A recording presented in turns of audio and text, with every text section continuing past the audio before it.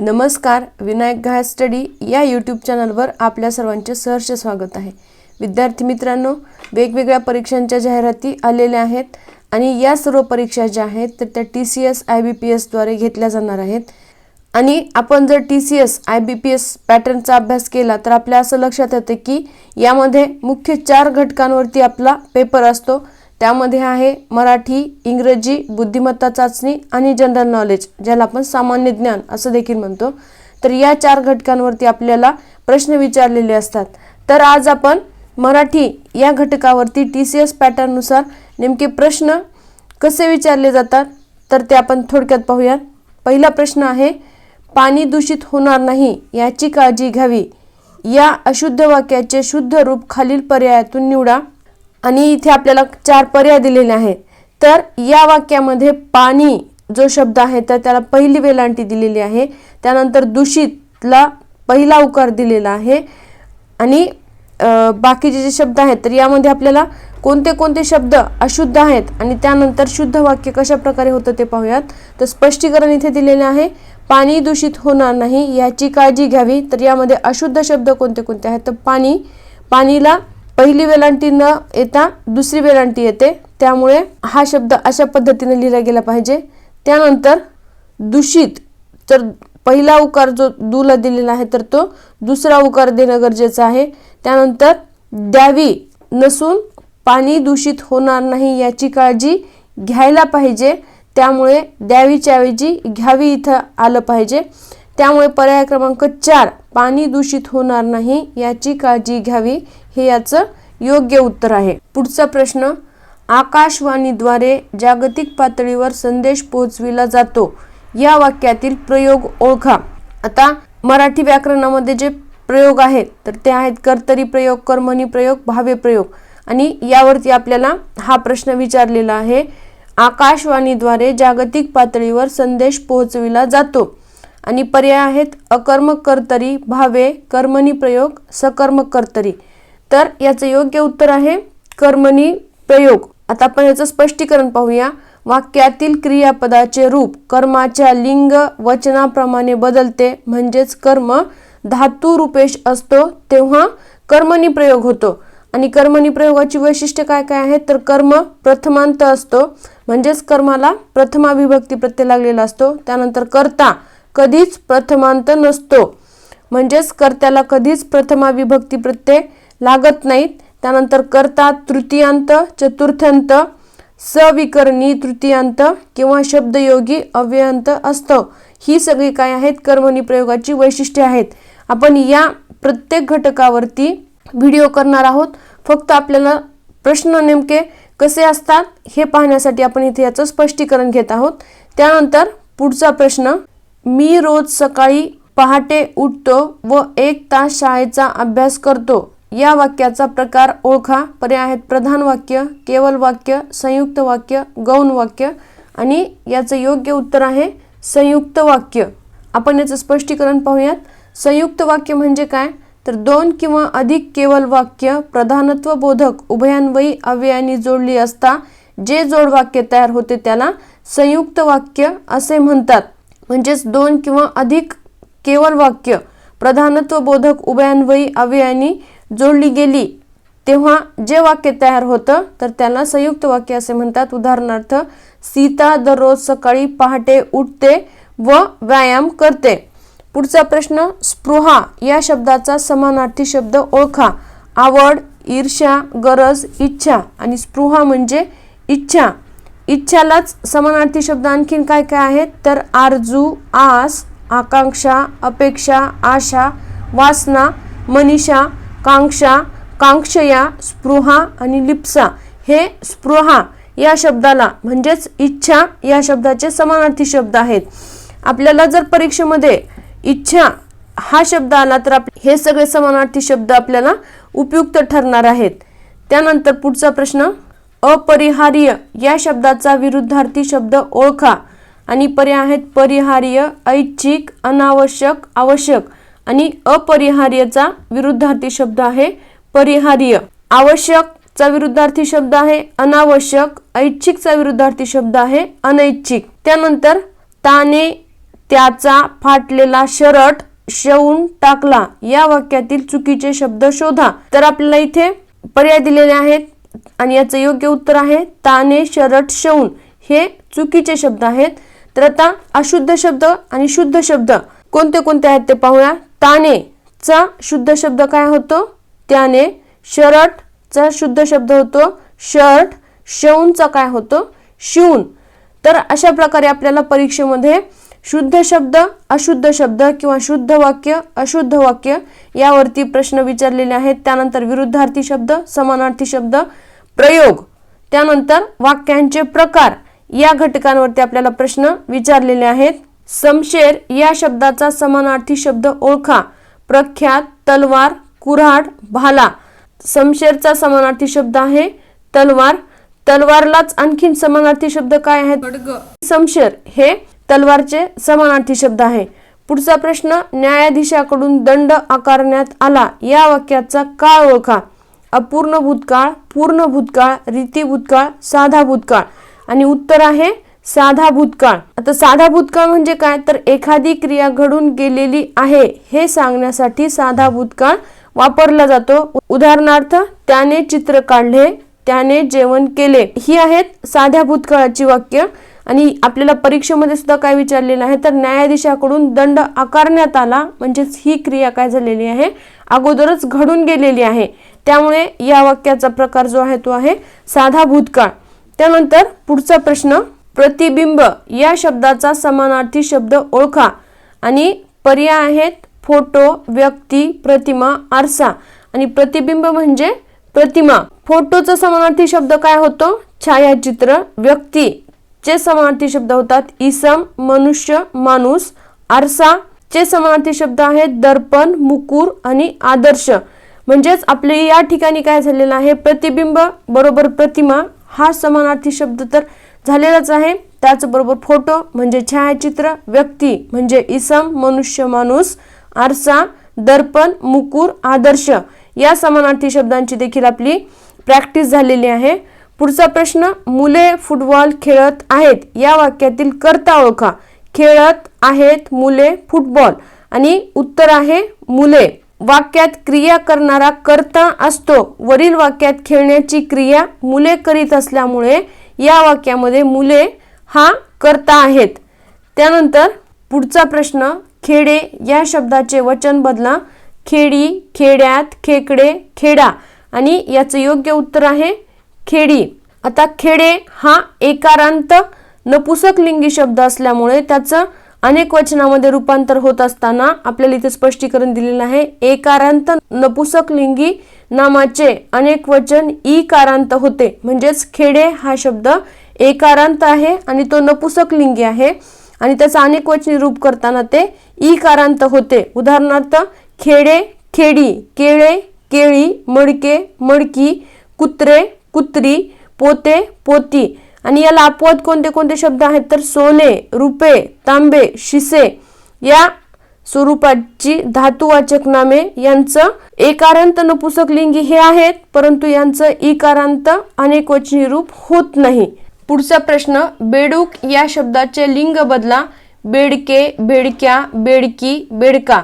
बेडूक हा पुल्लिंगी शब्द आहे आणि याचं स्त्रीलिंगी रूप काय होतं? तर ते होतं बेडकी. बेडूक च स्त्रीलिंगी रूप होतं बेडकी. त्यानंतर विकास कविता वाचत आहे या वाक्यातील कर्म ओळखा. पर्याय आहेत कविता, आहे, वाचत, विकास. आणि उत्तर आहे कविता. वाक्यातील क्रियापदाने दाखविलेली क्रिया कर्त्यापासून निघून दुसऱ्या कोणावर तरी घडते. ती क्रिया ज्याच्यावर घडते त्याला कर्म असे म्हणतात. वरील वाक्यातील विकास वाचनाची क्रिया करीत आहे ही क्रिया कवितेवर घडत असल्यामुळे वाक्यात कर्म हे कविता आहे. म्हणजेच काय की वाक्यात क्रियापदाने दाखविलेली क्रिया कर्त्यापासून निघून दुसऱ्या कोणावर तरी घडते. ती क्रिया ज्याच्यावर घडते त्याला वाक्यामध्ये कर्म असे म्हणतात. आणि आता कविता वाचण्याची क्रिया कोण करत आहे? तर विकास. आणि कविता वाचनाची क्रिया कोणावर घडत आहे? तर ती घडते कवितेवर. त्यामुळे या वाक्यामध्ये कर्म हे कविता आहे. पुढचा प्रश्न, परात या शब्दाचे वचन बदला. पराती, परीते, पराते, परात्या. आणि परात हा एकवचनी शब्द आहे आणि याचं अनेकवचनी रूप काय होतं तर ते होतं पराती. याचं स्पष्टीकरण पाहूया. अकारांत स्त्रीलिंगी नामांचे अनेक वचन आकारांत होते अथवा इकारांत होते. उदाहरणार्थ वेळ, वेळा, भिंत, भिंती, म्हैस, म्हशी. त्याच पद्धतीने परात हा शब्द सुद्धा अकारांत आहे आणि तो स्त्रीलिंगी आहे, त्यामुळे त्याचं अनेकवचनी रूप काय होईल, आकारांत तरी होईल किंवा इकारांत तरी होईल. त्यामुळे पराती याचं योग्य उत्तर आहे. य नंतर ई आल्यास उच्चारात य चा लोप होतो. उदाहरणार्थ गाय तर गाई. तर इथे या ठिकाणी य चा लोप होऊन ई इडलिंबूचं गाई आलेलं आहे. सोय, सोयी हा सुद्धा शब्द तसाच होतो. त्यानंतर मराठीचे पाणिनी म्हणून कोणाला ओळखले जाते? बाळशास्त्री जांभेकर, संत तुकाराम, दादोबा तरखडकर, महात्मा फुले. आणि उत्तर आहे दादोबा पांडुरंग तरखडकर यांना मराठीचे पाणिनी म्हणून ओळखले जाते. तर दादोबा पांडुरंग तरखडकर यांनी मराठी व्याकरणाचा पाया घातल्यामुळे त्यांना मराठी भाषेचे पाणिनी म्हणून गौरविले जाते. त्यांच्या साहित्य कृती कोणत्या कोणत्या आहेत? यशोदा पांडुरंगी, पारमहंसिक ब्रह्मधर्म, धर्मविवेचन, मराठी भाषेचे व्याकरण या त्यांच्या साहित्य कृती आहेत. पुढचा प्रश्न, सर्वजण परमेश्वराची भक्ती करीत आहेत या वाक्याचा काळ ओळखा. पर्याय आहेत पूर्ण वर्तमान काळ, साधा वर्तमान काळ, रीती वर्तमान काळ, अपूर्ण वर्तमान काळ. आणि याचे योग्य उत्तर आहे अपूर्ण वर्तमान काळ. एखादी क्रिया ही चालू आहे हे सांगण्यासाठी आपण अपूर्ण वर्तमान काळाचा वापर करतो. पुढचा प्रश्न, रामराव शेतात जात होते या वाक्याचा प्रयोग ओळखा. सकर्मक कर्तरी, अकर्मक कर्तरी, कर्मणी प्रयोग, भावे प्रयोग. आणि याचे योग्य उत्तर आहे अकर्मक कर्तरी प्रयोग. अकर्मक कर्तरी प्रयोग म्हणजे काय? ज्या कर्तरी प्रयोगातील क्रियापद हे अकर्मक असते तो अकर्मक कर्तरी प्रयोग असतो. उदाहरणार्थ तो हसतो या वाक्यामध्ये कर्ता तो आहे आणि क्रियापद हसतो हे आहे. पोपट उडाला यामध्ये कर्ता पोपट आहे आणि क्रियापद उडाला हे आहे. कर्तरी प्रयोगात कर्ता हा नेहमी प्रथमांतच असतो. कर्म हे प्रथमांत किंवा द्वितीयांत असते. उदाहरणार्थ मी कामावरून आताच आले यामध्ये प्रथमांत कर्ता आहे. त्यानंतर पोपट पेरू खातो प्रथमांत कर्म आहे. शिक्षक मुलांना शिकवितात द्वितीयांत कर्म आहे. पुढचा प्रश्न, दास या शब्दाचे लिंग बदला. दासी, नौकर, सेवक, चाकर. आणि दास हा पुल्लिंगी शब्द आहे आणि याचं स्त्रीलिंगी रूप होतं दासी. तर नौकर, सेवक व चाकर हे सगळे शब्द कसे आहेत तर पुल्लिंगी आहेत आणि दासी हा आहे तो स्त्रीलिंगी शब्द आहे. पुढचा प्रश्न, षटकोनी या शब्दाचा समास ओळखा. समाहार द्वंद्व समास, द्विगु समास, इतरेतर द्वंद्व समास, अव्ययीभाव समास. आणि याचे योग्य उत्तर आहे द्विगु समास. द्विगु समास म्हणजे काय तर या समासात दुसरे पद महत्वाचे असून पहिल्या व दुसऱ्या पदाचा संबंध विशेषण व विशेष असा असतो. म्हणजेच कर्मधारय समासाचा प्रकार असला तरी यातील वेगळेपण म्हणजे पहिले पद हे नेहमी संख्या विशेषण असते. उदाहरणार्थ सप्तसूर, त्रिनेत्र, पंचपाळे, चौपदरी, चौघडी, नवग्रह, नवरात्र, चातुर्मास, सप्ताह, पंचारती, त्रैलोक्य, त्रिशंकू, त्रिमुखी, नवदुर्गा, पाचवड, पंचवटी इत्यादी. म्हणजेच द्विगु समास हा कर्मधारय समासाचा प्रकार आहे आणि याचं वैशिष्ट्य म्हणजे काय की पहिले पद हे नेहमी संख्या विशेषण असते. या समासाला संख्या पूर्वपद कर्मधारय समास म्हणून देखील ओळखलं जातं. आपल्याला जर असा प्रश्न आला की खालीलपैकी संख्या पूर्वपद कर्मधारय समास कोणता तर तो असतो द्विगु समास. तसेच हा समास नेहमी एकवचनी असतो. ही सगळी याची वैशिष्ट्ये आहेत जेणेकरून आपल्याला परीक्षेमध्ये हा समास ओळखायला सोपा जावा. पुढचा प्रश्न, आमंत्रित या शब्दाचा विरुद्धार्थी शब्द ओळखा. आगंतुक, अचानक, अकस्मात, अकल्पित. आणि आमंत्रितचा विरुद्धार्थी शब्द होतो आगंतुक. आमंत्रित म्हणजे काय? ज्याला आमंत्रण, निमंत्रण, बोलावणे किंवा बोलावले आहे असा व्यक्ती. तर आगंतुक म्हणजे काय? अचानकपणे येणारा किंवा आलेली व्यक्ती. त्यानंतर आपण जर TCSचा पेपर पाहिला तर त्यामध्ये जर आपण 25 मार्काचा पेपर पाहिला तर त्यामध्ये आपल्याला एक उतारा दिलेला असतो आणि 50 प्रश्नांची जी प्रश्नपत्रिका आहे तर त्या प्रश्नपत्रिकेमध्ये आपल्याला 2 उतारे दिलेले असतात। तर या ठिकाणी आपल्याला एक उतारा दिलेला आहे आणि त्यावर आधारित आपल्याला प्रश्न विचारलेले आहेत, तर ते पण आपण पाहूयात। अगोदर आपण उतारा वाचूयात आणि त्यानंतर त्याच्यावरची प्रश्न पाहूयात। एक होते गाव, गाव मोठे टुमदार डोंगरांनी वेढलेले, गावात शेतीवाडी भरपूर, पाण्याचाही तुटवडा नाही। गावाच्या बाहेरून एक मोठी नदी वाहत होती, नदीच्या काठावर एक डेरेदार वृक्ष उभा होता। सदाहरित असलेल्या या वृक्षाच्या खोडावर एक सुंदरशी ढोली होती, त्यात खारी खेळत असत। झाडावर निरनिराळ्या पक्ष्यांची घरटी होती, त्यांचा किलबिलाट कानांना मधुर वाटायचा। जाणारे येणारे वाटसरू झाडाखाली विश्रांती घ्यायचे। वृक्षाच्या पायथ्याशी लव्हाळे होते, त्या दाट गवताने बाजूची जमीन झाकून टाकली होती, त्यातून मधून मधून रानफुले डोलत होती। वृक्षाच्या सावलीत एक काळा खडक होता, त्या खडकावर गुराखी बसे। बाजूला गाई म्हशी चरत, ते पाणी, वृक्ष, तो खडक, ते गवत, तो गुराखी, त्या गाई म्हशी सारे कसे आनंदाने नांदत होते। पण छे, त्या वृक्षाला हे पटेना, आपली शक्ती, मोठा आकार याचा जणू त्याला गर्व चढला। लव्हाळ्याचा तर त्याला खूप राग येई। तो वृक्ष त्यास म्हणे, असा रे कसा तू दुर्बळ, जरा वारा आला की वागतोस। माझं बघ, कितीही वारा येऊ दे, मी कसा ताठ मानेनं उभा राहतो। माझ्या सावलीत सारे कसे विसावतात, तू मात्र काडी पैलवान, तुझी कुठली सावली। गवताला हे ऐकून अगदी वाईट वाटायचे, पण करणार काय। एकदा काय झाले, पावसाळ्याचे दिवस आले, काळे ढग आकाशात जमा झाले, सोसाट्याचा वारा वाहू लागला, त्याने चांगलेच उग्र रूप घेतले। पावसाच्या धारा कोसळू लागल्या, वाऱ्याचा घुई घुई आवाज घुमू लागला। आता या वादळी वाऱ्यात गवत कसे वागते याकडे वृक्षाचे लक्ष होतेच। वृक्ष गालातल्या गालात हसत होता। असा बराच काळ गेला, गवत आपले नम्रपणे वाऱ्याबरोबर हलत झुकत होते। इतक्यात वाऱ्याचा वेग अजून वाढू लागला, जोराचे वादळ सुरू झाले। नदीचे पात्र बघता बघता मोठे झाले, दुथडी भरून पाणी सर्वत्र वाढू लागले।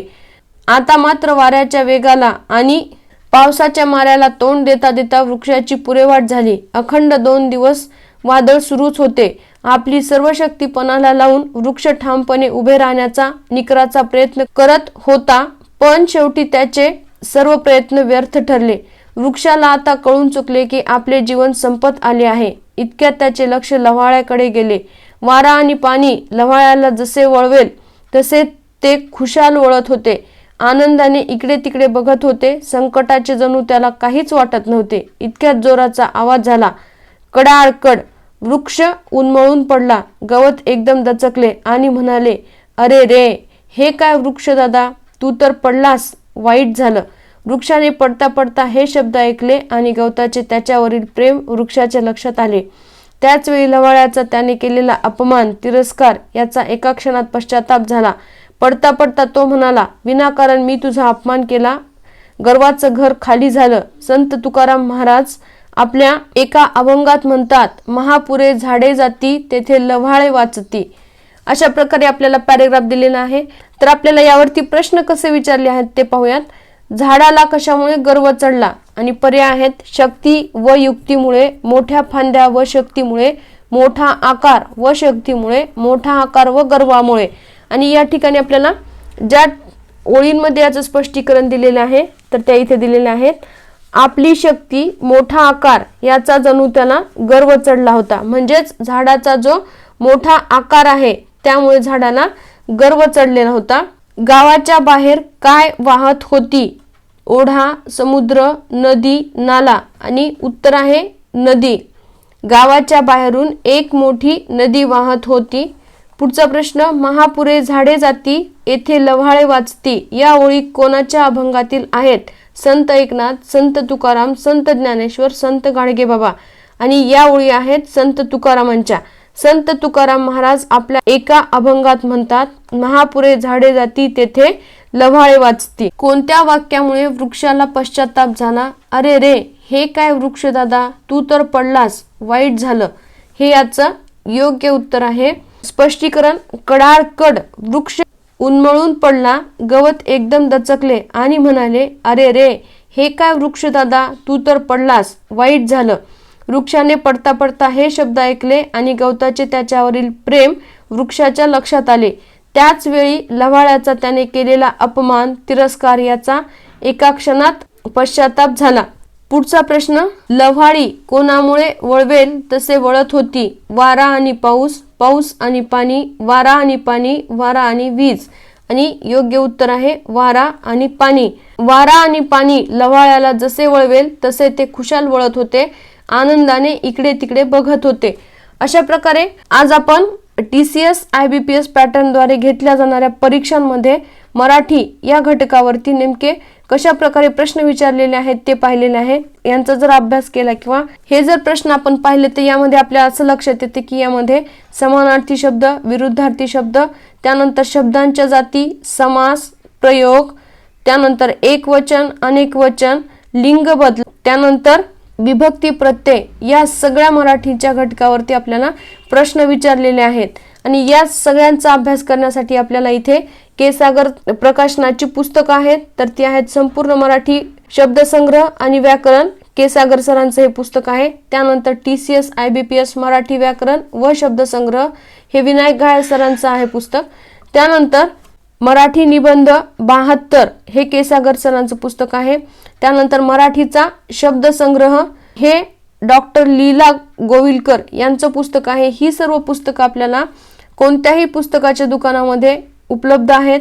या पुस्तकांच्या माध्यमातून आपण आपल्या मराठी व्याकरणाचा अभ्यास करू शकतो आणि यश प्राप्त करून घेऊ शकतो. आणि याच धर्तीवरती आपले प्रश्न आणि प्रत्येक घटकावरचा आपल्याला या चॅनलवरती सराव होणार आहे. यामध्ये मराठीचे जे प्रत्येक घटक दिलेले आहेत, ज्या घटकांवरती आपल्याला प्रश्न विचारलेले आहेत तर त्याची आपण डिस्क्रिप्टिव्ह माहिती घेणार आहोत. त्याच प्रकारे ऑब्जेक्टिव्ह माहिती देखील, ऑब्जेक्टिव्ह प्रश्न देखील घेणार आहोत, जेणेकरून आपला मराठी व्याकरणाचा त्याचबरोबर TCSचे जे बाकीचे घटक आहेत या सगळ्या घटकांचा आपला सराव व्हावा. यासाठी आपण अशा प्रकारची सिरीज सुरू करणार आहोत TCS IBPS पॅटर्न, ज्या सिरीजचा उपयोग आपल्या सर्वच परीक्षांसाठी होणार आहे. यामध्ये केंद्र प्रमुख आहे, तलाठी आहे, वनरक्षक आहे आणि बाकीच्या येणाऱ्या ज्या परीक्षा आहेत या सगळ्यांसाठी आपल्याला या चॅनलच्या माध्यमातून होणाऱ्या व्हिडिओंचा उपयोग होईल. जर आपल्या काही सूचना असतील तर त्या मला कमेंट बॉक्समध्ये नक्की कळवा. जर आपण चॅनलला सबस्क्राईब केलं नसेल तर सबस्क्राईब करा आणि जास्तीत जास्त आपल्या मित्रमैत्रिणींना शेअर करा. धन्यवाद.